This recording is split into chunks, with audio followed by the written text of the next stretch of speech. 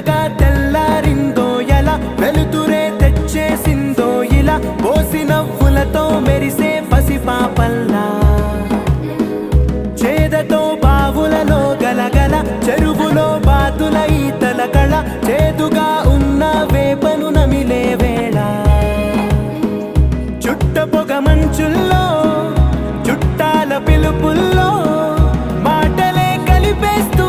మనసారా మమతల్ని పండించి